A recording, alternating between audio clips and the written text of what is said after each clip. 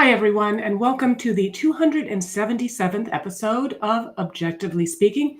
I'm Jag, CEO of the Atlas Society. I'm very excited to have Darcy Olsen, my friend, founder and CEO of the Center for the Rights of Abused Children, joining us to talk about the center's mission to, quote, protect children, change laws, and inspire people to ensure every abused child has a safe and loving home.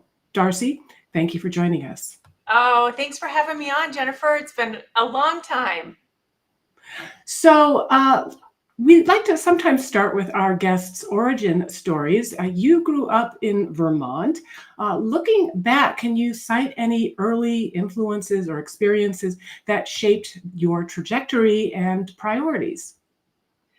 Jennifer, I love that question. So I grew up in a very rural community in upstate New York and in Vermont for a few years. And there was one point where my parents were divorced. I was living with my mom, and we had an outhouse and no outdoor plumbing, if you can believe it. And I just remember sitting 5 years old in this little outhouse and my little backside getting stuck in this wood and thinking, someday I have got to get out of here and do something different. So I was always very driven, and I wanted to change laws, as you know, from our shared background, and ended up going on getting a scholarship to Georgetown and so forth. But I think coming from a background where things were a bit scarce and maybe not always stable, really drove me to want something better and to really want that American dream. So, if I understand correctly, at age 11, you went door to door collecting signatures for a homemade petition to stop animal abuse.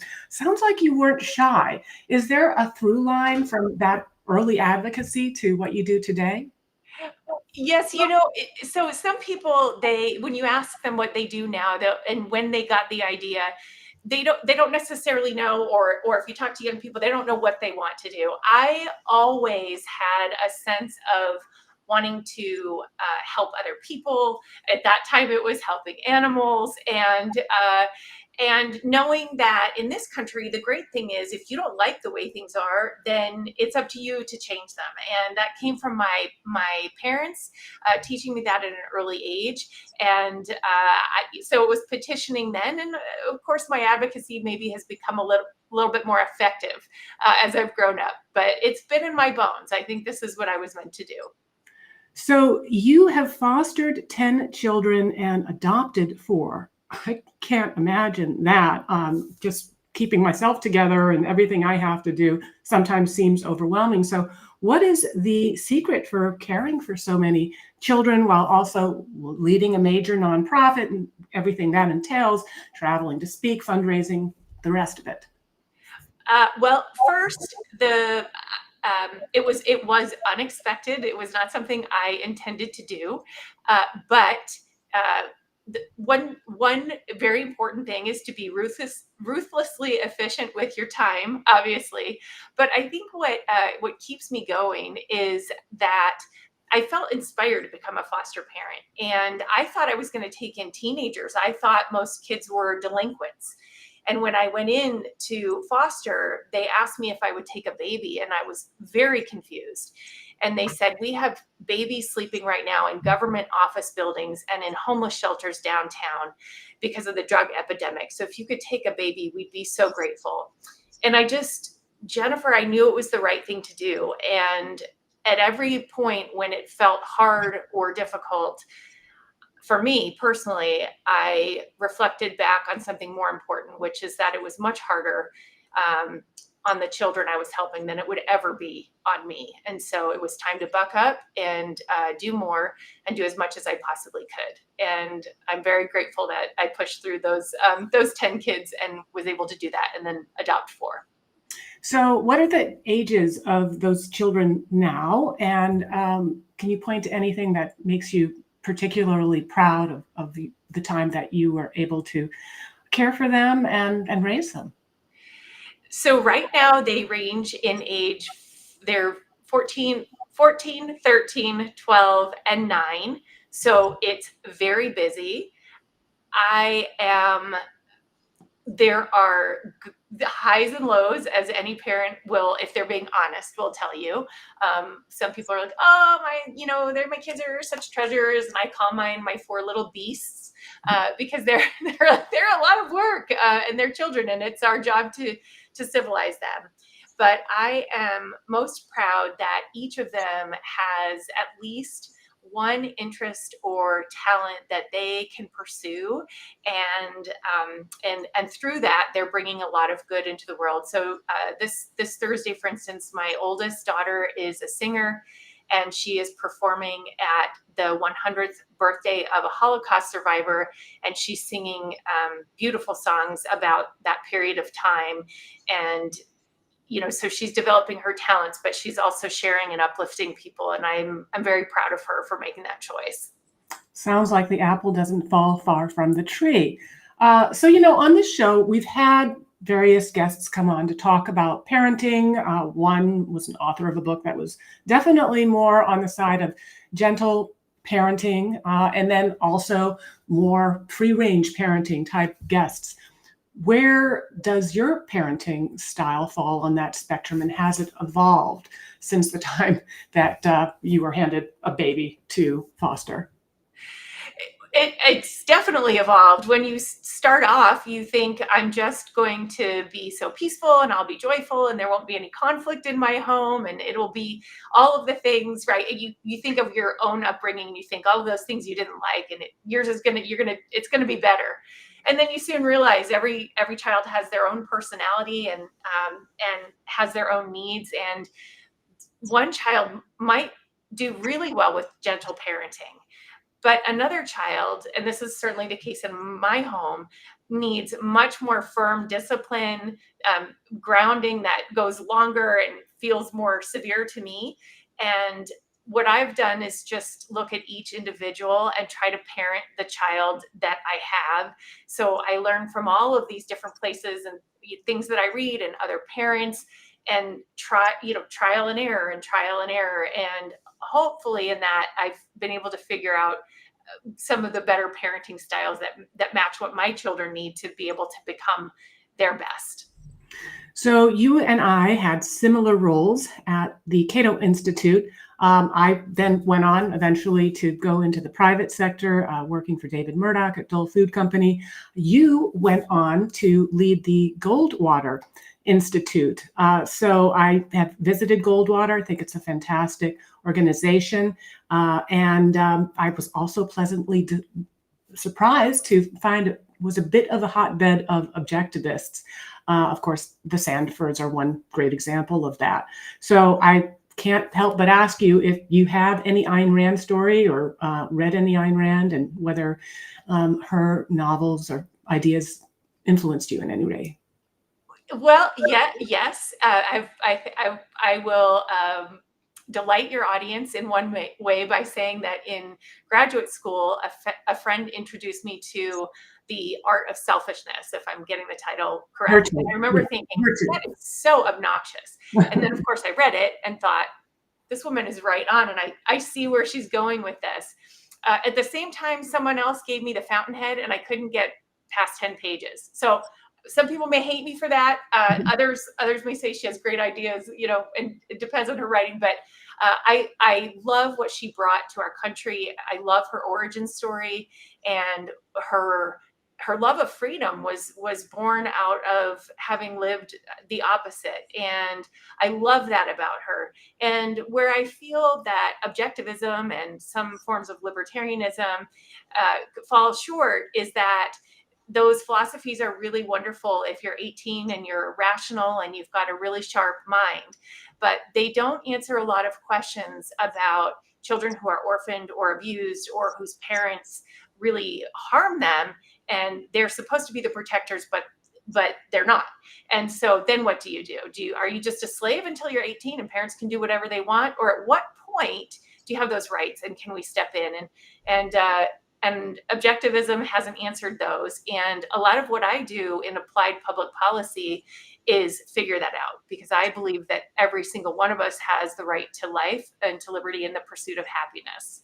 I think that's fair. And that's why here at the Atlas Society, we ascribe to open objectivism, which, of course, is consistent with the key principles and key branches of Rand's philosophy. But also, in her own words, as she acknowledged a few years before her death, she said that the job of elaborating a complete philosophical system is one that no philosopher can complete in his lifetime. There is still a lot of work to be done. And as you correctly point out, there are really no or few, other than a few flashback scenes, depictions of children in her literature, and not a lot that objectivism has to say about parenting and about children and the responsibilities towards them. So I fully ascribe to what you are bringing to the table, not just from a philosophical and ideas perspective, but also from a practical one in terms of changing these laws. Now, we mentioned the Goldwater Institute. There you were championing the right to try, and then you went on from there to lead in the Center for the Rights of Abused Children. Can you tell us about that journey from your time at Goldwater to what you do now? Is there a through line connecting those two chapters of your career? Absolutely. And Jennifer, that through line goes all the way back to when we were at the Cato Institute in our youth. And I was working on educational choice for children.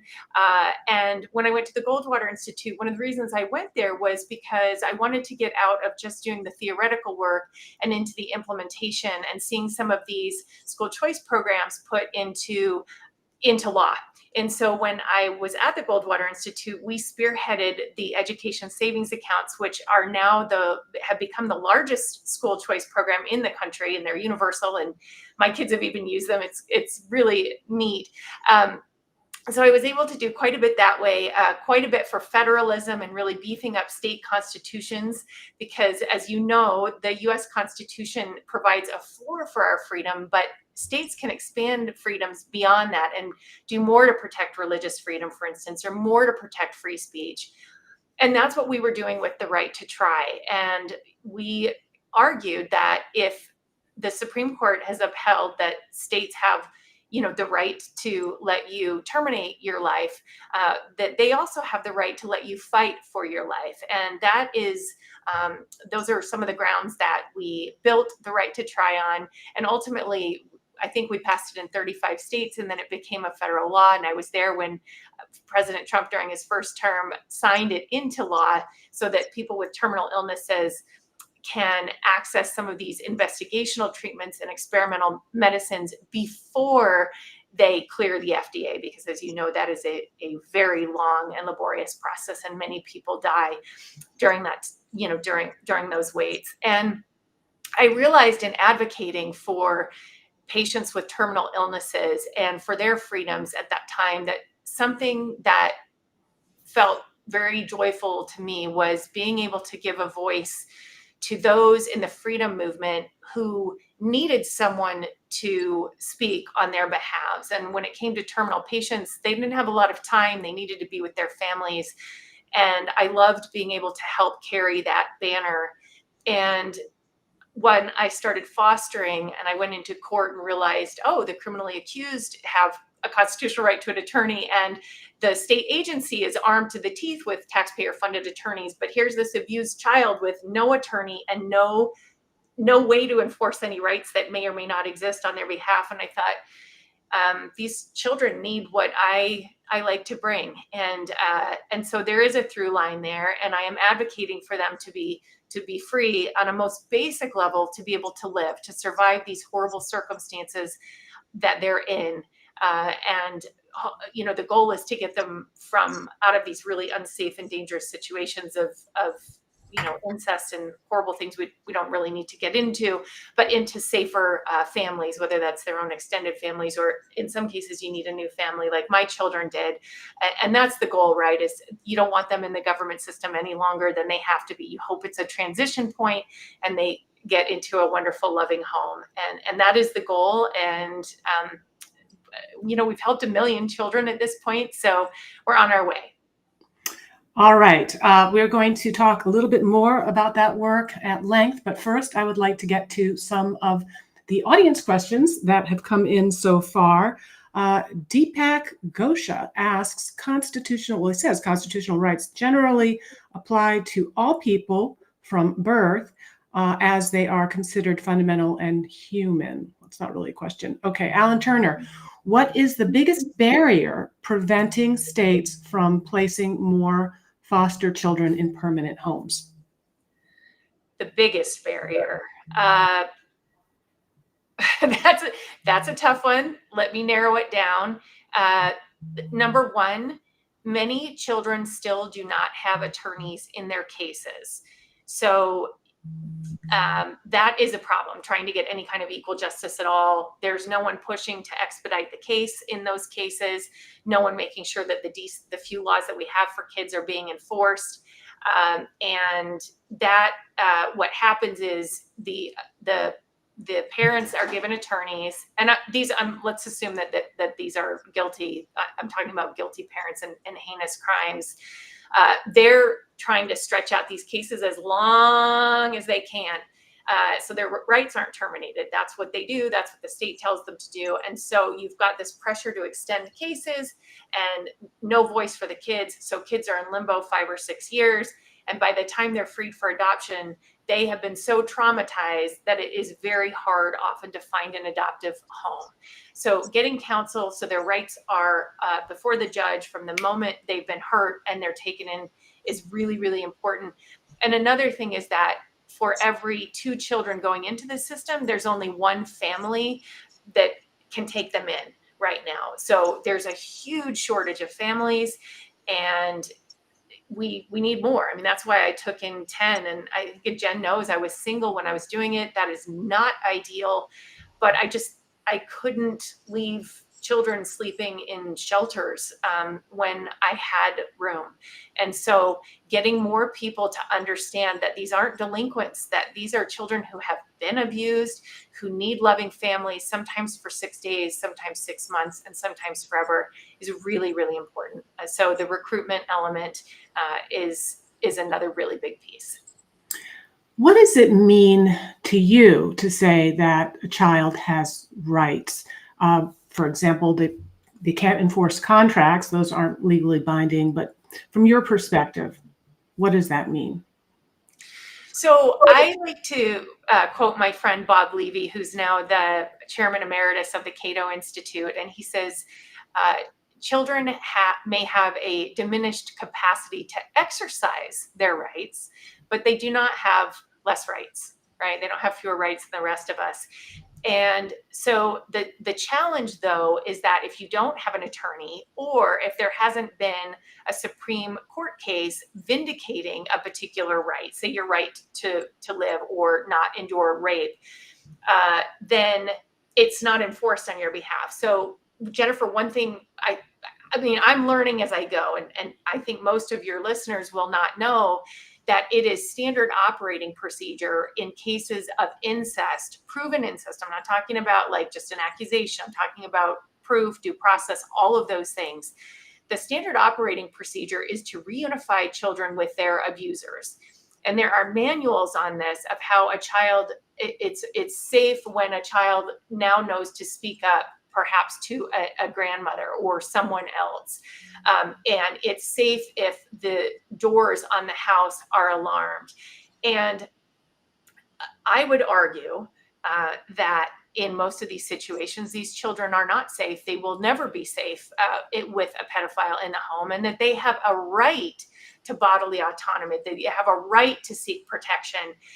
And we want to get that before the judge, as opposed to just this default assumption that your parent owns you, no matter the cost, no matter what they've done to you. And there's this saying in child welfare that you hear all the time that, no parent should be defined by their worst moment. And I, as a mother of these children, I think, what, sometimes you do need to be defined by your worst moment if you are raping your 8-year-old. So that's a little bit of insight into the rights that we think a child would have over their body, their autonomy, their safety, their well-being. that they don't have. That at this point takes a huge fight to get them safe. What would you say to those who assume that protecting children means expanding state power? How would you explain to them the distinction between protecting children and controlling them? Well, I mean, I think I look at like, policing. I mean, you can say like abolish the police, right? That's people saying abolish foster care. I don't think that's the solution.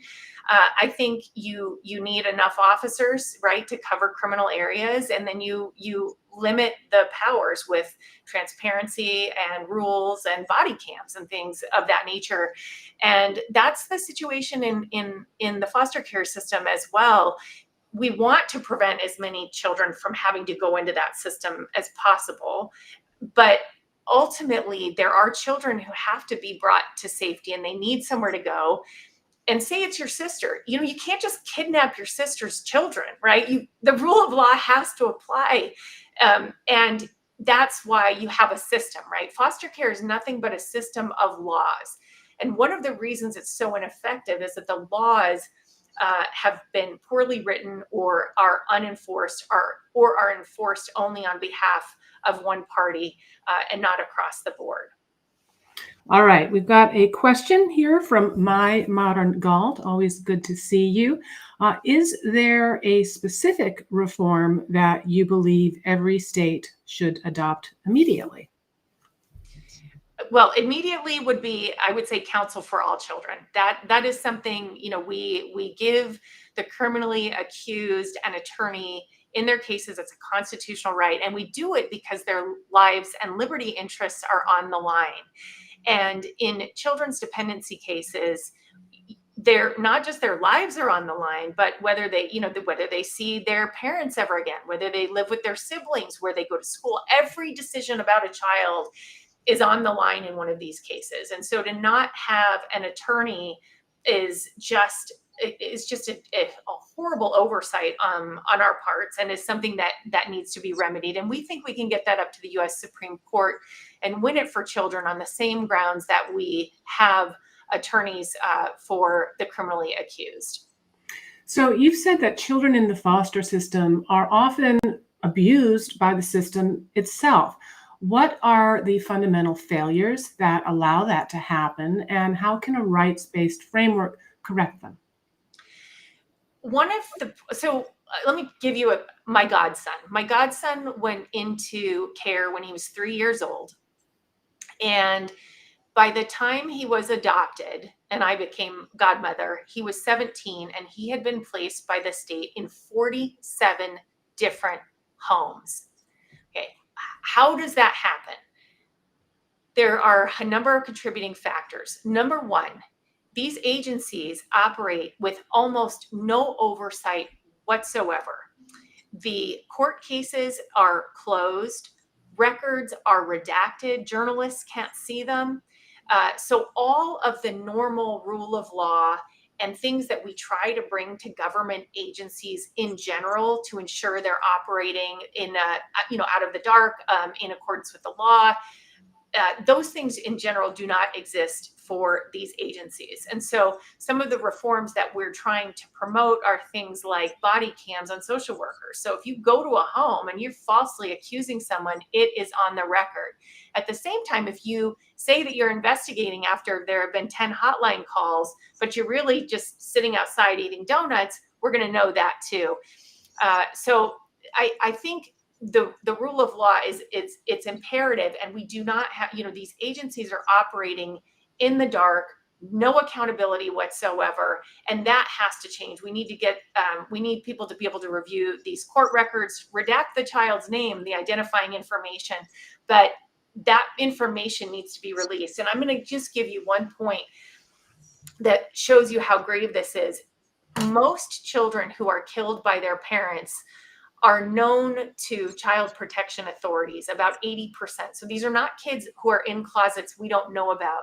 These are kids who are in closets or going to school, and there have been reports over and over and over again, and authorities leave them to die anyway. We just had a little girl in my state, Rebecca Baptiste. She was on the radar screen from the time she was born. She was moved all over.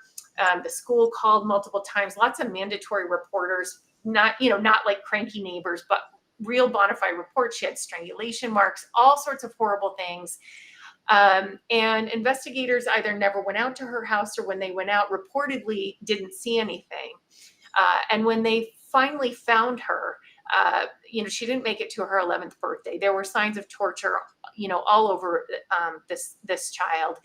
And our agency issued a statement that said, this is really a shame. But even the best systems, sometimes we're going to lose kids. And to this point in time, no reforms, no calls for reform, nothing.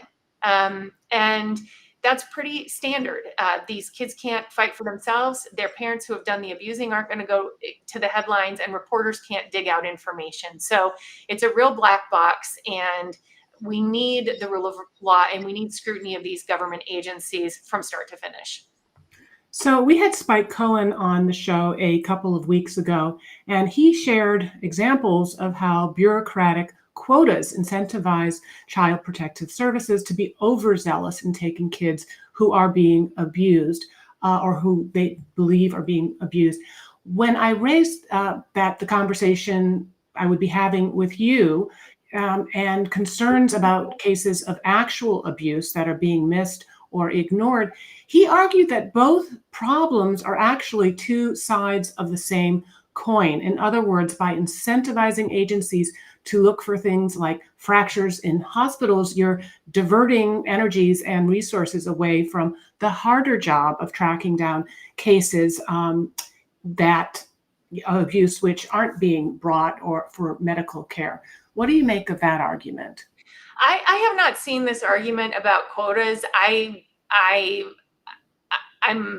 not sure. So it's a little bit hard for me to analyze that. But in generally speaking, child welfare investigators only investigate when someone has made a report to the hotline. Most hotline reports are either teachers who see children every day, or hospital workers who see things we had a client who had been a child we helped pro bono who had been raped, and the hospital found signs of that, and it was just a horrible, horrible situation.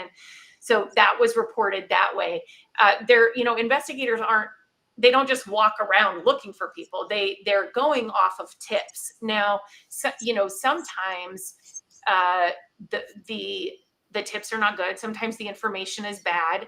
They're not using, we encourage them to use predictive analytics, to use AI to try to figure out which children really are at risk, and if you really do need an investigation. So there's less subjectivity involved, which leads sometimes to, as we've heard, there can be overrepresentation in certain neighborhoods of certain kids because of assumptions. So we're trying to make it more objective as much as possible. But in general, there are far more children, at least 2 times as many children, who are being, molested in their homes, than are ever reported to child welfare, or who ever get taken into the foster care system. And we know this because we know about what 20 and 30-year-olds will say about their childhoods. And most kids never report incest until they're much, much older, and things like that. So I think if anything, we're underprotecting, but there are cases where really good parents are invested. I was investigated once because I had 5 of my kids in a doctor's office, and one of my children roamed into one of the other doctor's offices, like in the same little hallway. And someone said that was like neglect, that I wasn't keeping an eye on my child. So it was really annoying, and that's not how the laws are written. And nothing happened other than they were interviewed and investigated.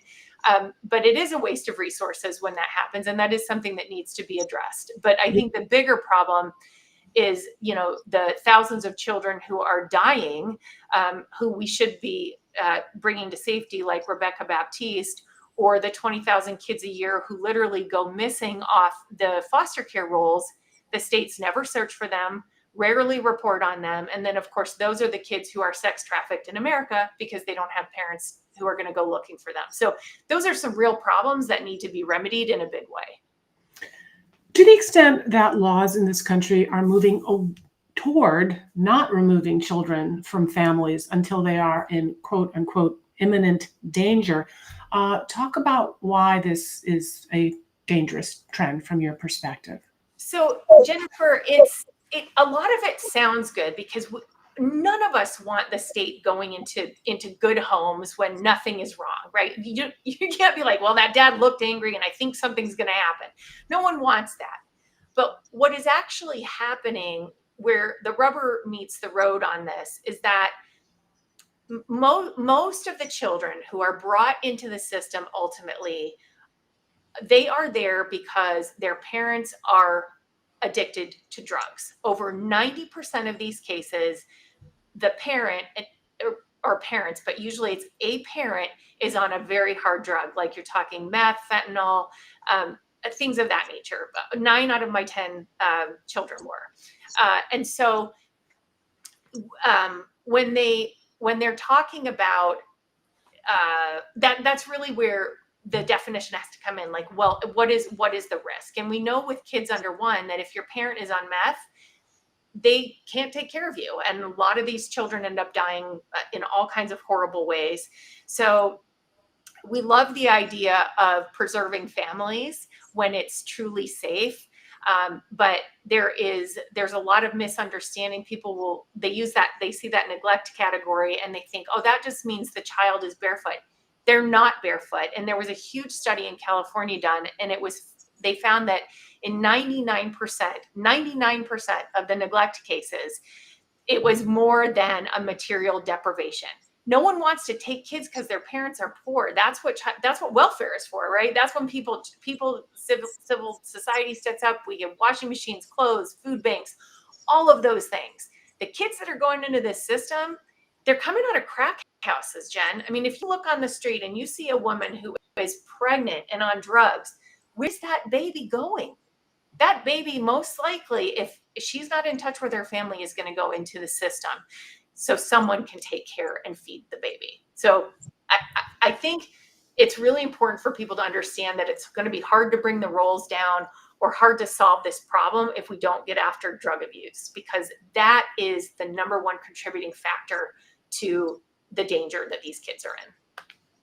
So Ilyushin has a question that kind of reflects something that you and I were talking about before we went live.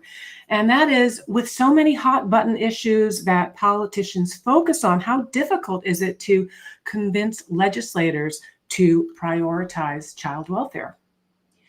That's a great question. What we found, to my really happy surprise, is that legislators, like any human, we hate child abuse. Everyone wants kids to be in safe homes. That's across the board. It's not a partisan thing. And they just don't know what to do. They don't know how to fix these problems. And so when we've gone in with reforms, we've really been met with open arms. And so we've passed almost 50 laws in 8 years across all kinds of states, some federal, some have been, through federal executive orders and such. But we've had things signed by Democrats, things signed by Republicans. And overall, there really is an embrace of having a system where there is greater accountability, fewer child deaths, where foster care becomes the temporary safe refuge it was meant to be, right? Which is just a pass through until a child can be safe, either at home or with family. So people generally agree on the goals, and they just haven't known what to do. So we're really thrilled, and we're thrilled at the support and the supporters who have made it possible for us to do this work. Well, that's very impressive, number one. But I'm curious, where do you find the opposition comes from? Or does that tend to dissipate once you're able to educate people about the facts? I think your listeners are really going to understand when I say the biggest opposition comes from the Department of Child Safety or Child Protective Services, whatever it's called in your state, because they do things the way they do things. They do them in the dark, and they like them, and they don't want anyone peeking under the hood. They don't want transparency, and they don't want change, and they want to do things the way that they do them. And so we have found that most most often the opposition comes from the people who are running the system, who like it the way that it is. And then the second biggest form of opposition comes from all of those people who are making money off of the current system. So we would say, for instance, if you don't get clean in 2 years, a child needs to be in a home where they can be fed and be loved, right? So it would be time to terminate parental rights. That's federal law. But those people who are providing the services, like the drug services or the parenting classes, they want that to go on for 5 years because that's how they make money. And so they often oppose anything that that shortens a child's time in the system, because it means fewer services and less of a red carpet for the parents. All right, another interesting question here from Kingfisher. How can we strengthen the role of churches, nonprofits, or local groups in supporting kids before they enter the system? Is that even a good alternative? That is a great question. I love it. There's a wonderful organization called Care Portal right now, and they are serving in just that function. They connect churches and organizations with families who are in need. Usually these are material items that they need, and that is very, very helpful. The biggest problem is the drug use. So that's really where, if when we have a sibling or an aunt or an uncle and we know they have a drug issue, if you can help take care of the kids for a while someone goes into rehab, you can do that before a child would enter the system. And that of course is ideal if you can help someone to get clean. So that's wonderful. Preventing pedophilia, that's obviously a much tougher one. But those, I would look at the Care Portal. I really like what they're doing on the civil side. I also, I stepped into the game and I fostered babies when I was single and didn't think I could possibly do that job. And I would encourage anyone listening to think about what you might be able to do yourself. There are 100,000 children right now on the national waiting list to be adopted. They need a forever home. Most of these kids over 16 have a statistical chance of basically zero of being adopted. So maybe you give a child that last 6 months or a year of your church, your synagogue, your network, your neighborhood, get them into help them graduate. Maybe you can help them get a scholarship somewhere. Maybe they go into the army like my godson did. So I think thinking about ways that you can step in too is really, really valuable. And I will tell you that no matter who you are, whether you are old or young, have a lot of means or just a little bit in a studio apartment, you can help a child somewhere. And if you want more information, reach out to JAG or reach out to the Center for the Rights of Abused Children, and I will help get you situated, because there are hundreds of thousands of kids right now who need someone to love them and provide safety. Tell us about, how the experience of fostering and adopting children was in your self-interest, how it benefited you, how it gave your life meaning, how it made you wiser. So there's one thing to be altruistically motivated to help somebody else, but maybe talk a little bit about what the blessings are for people that decide to undertake those responsibilities. So, right, I did it because I thought it was the right thing to do. And I think there's a Friends episode about this. Like, can you ever really do anything altruistically? Because you end up feeling so good when you do something. And, right now I have 4 beautiful children, you know, for whom I am the world, right? We help them one at a time. That's how we change the world, one child at a time. But for those children, I changed their entire world. And I think nothing I do will ever be as valuable or as precious to me as their love and their trust and the responsibility that I have to them. And I just never expected that. I didn't know half of the children went up for adoption. I was just there to help.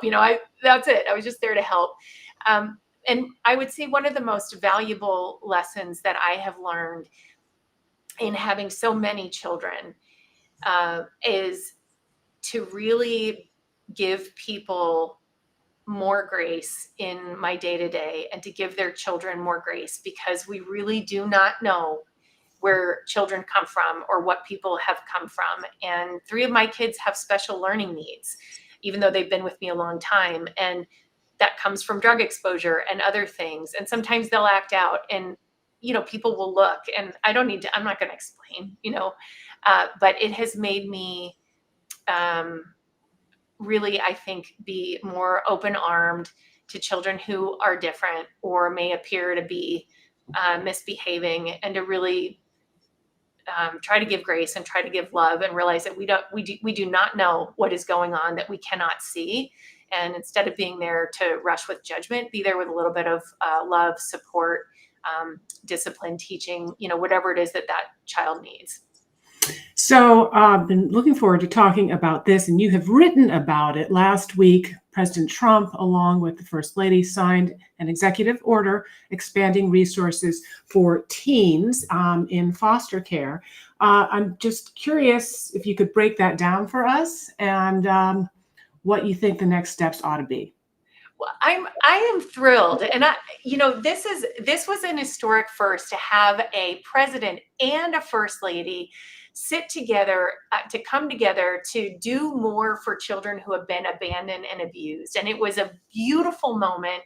And I love this first lady. This was in her first term. These were the children she was focused on. And now here in the second term, there's a lot in the executive order that we really need to wait and see how it unfolds. But some of the biggest components were making sure that families who are religious or have faith of any kind can continue to practice their religions. We need those families. They constitute the bulk of families who do this foster care.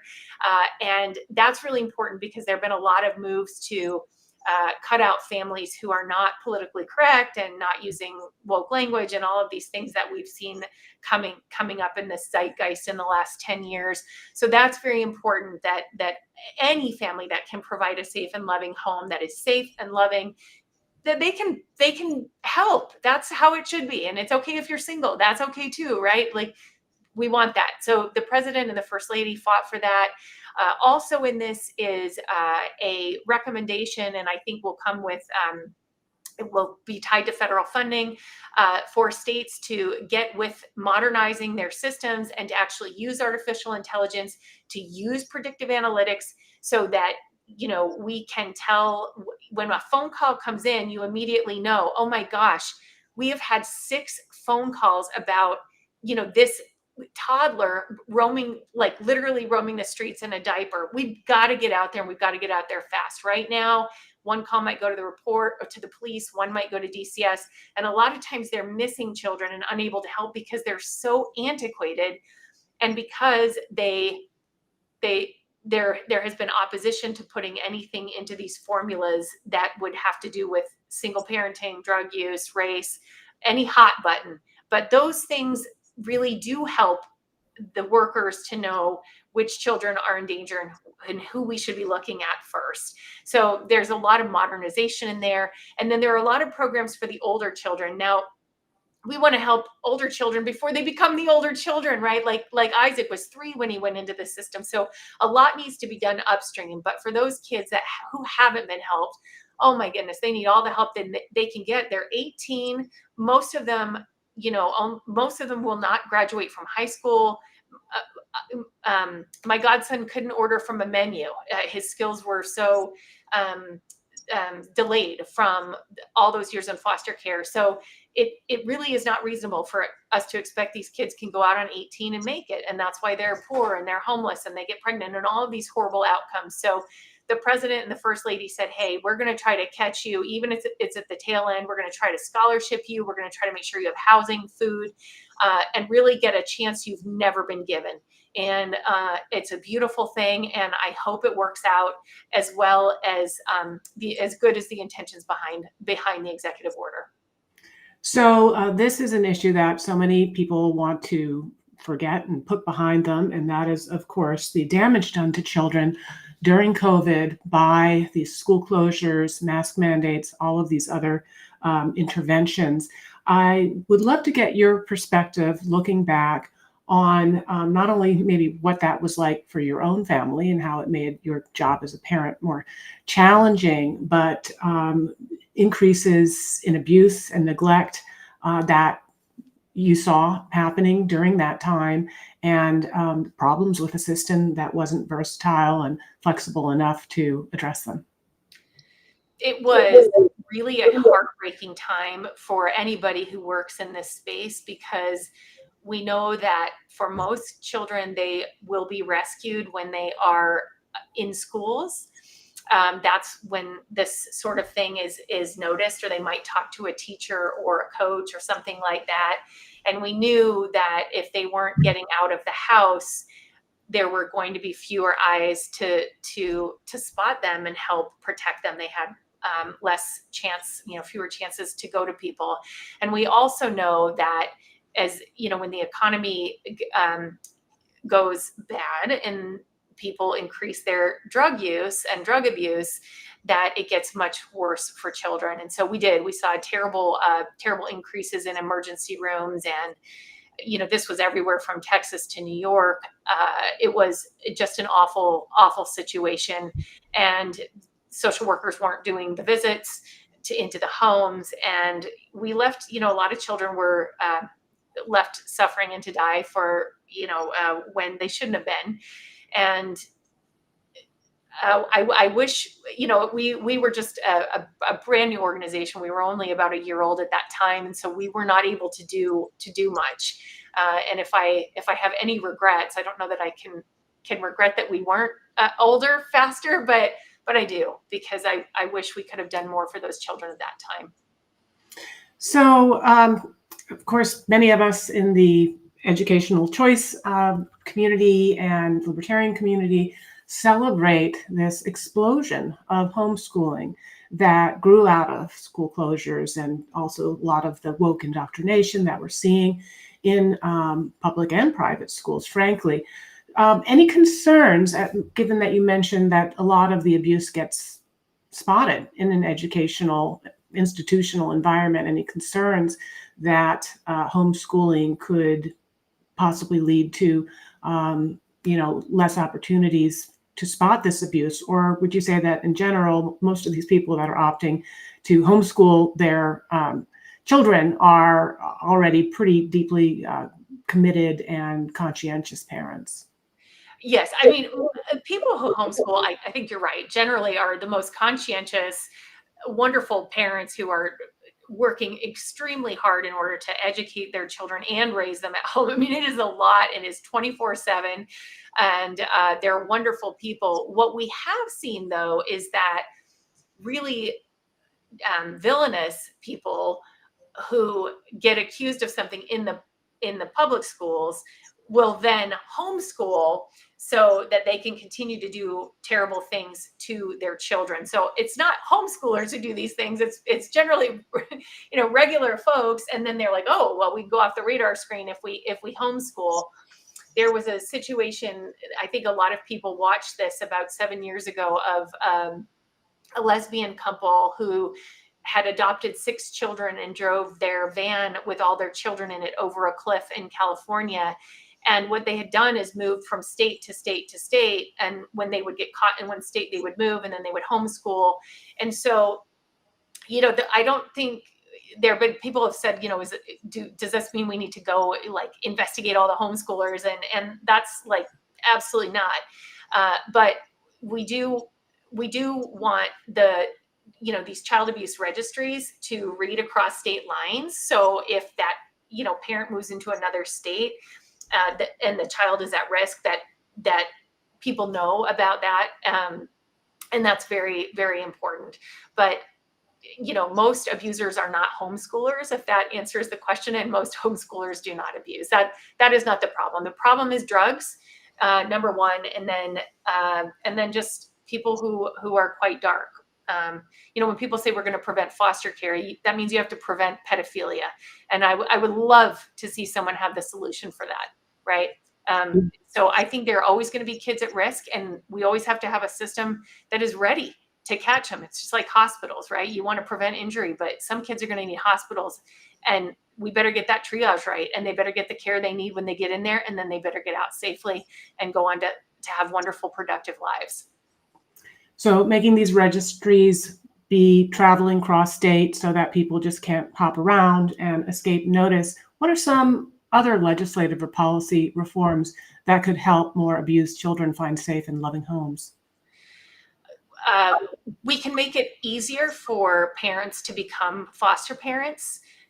It's funny, the states are really good about in general, they're very good about letting a grandmother foster. But if you're me and you want to foster, you have to go through 6 months of classes, and they make sure you have the right fence, and you have to lock up, I'm not kidding, your essential oils, and you can't have a gun in the home. And there are all sorts of regulations that make it very difficult for people to want to foster or to want to help.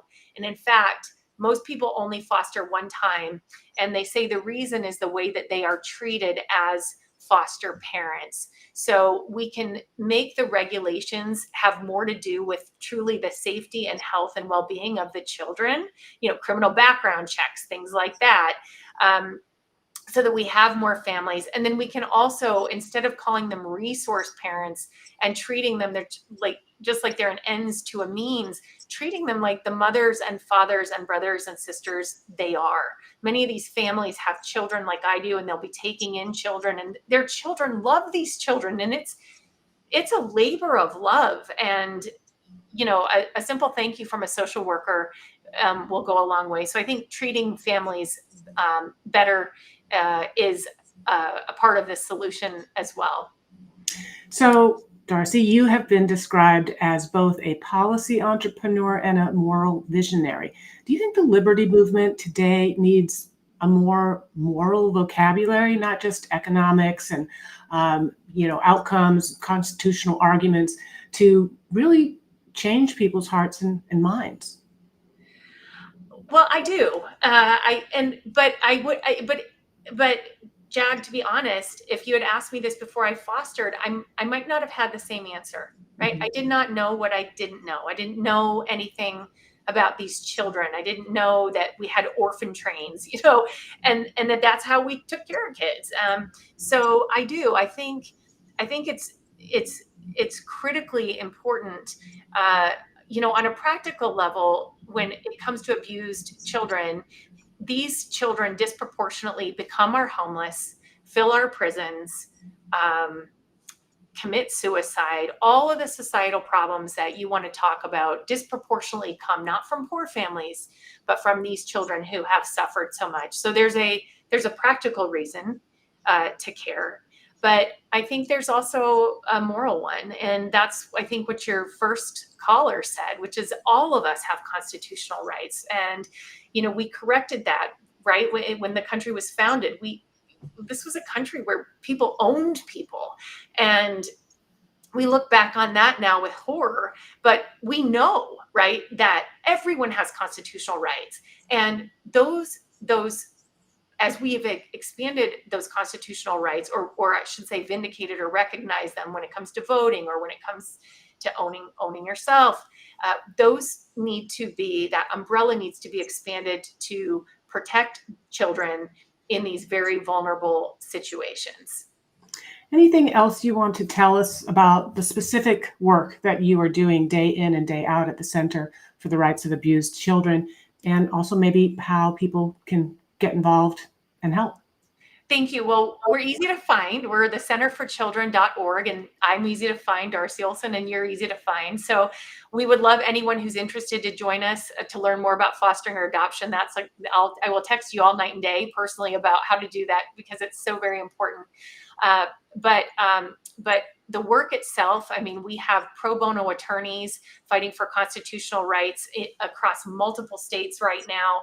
We are in courtrooms day in and day out, so we know what's happening. We see it, we hear it, we protect those children, and then we move reforms, and we have blueprints for reform that at this point could go into any state. So if you have a small coalition, if there's something you want to do, we'd love to provide you and offer you some of those solutions. And one more thing I'd like to say too, we didn't even get to this, Jag, but we've also worked hard on parental rights too. I talked about how these agencies have so much policing power that they underprotect children, but they also every now and then will take a child who doesn't belong in that system. And the parental rights aspect, their due process is very important. Making sure that they've got good attorneys is very important. So we've worked on some laws to make sure that those constitutional rights for parents are really upheld as well. So we have our eye on that. It is not anywhere near the issue that it is for children, because parents' rights have been upheld under the Constitution. But there are abridgments, and there are some things we can do under the law to protect good parents from overzealous agencies. Well, thank you, Darcy. This has been really eye-opening. I think very, very special interview. So a big thank you for all you are doing and all you will continue to do. Thank you so much. It was wonderful to see you. And thanks everyone also who joined us today for your great questions. Be sure to join us next week when Atlas Society senior scholars David Kelly and Richard Salzman will discuss Kelly's new theory on concepts and propositions. We'll see you then.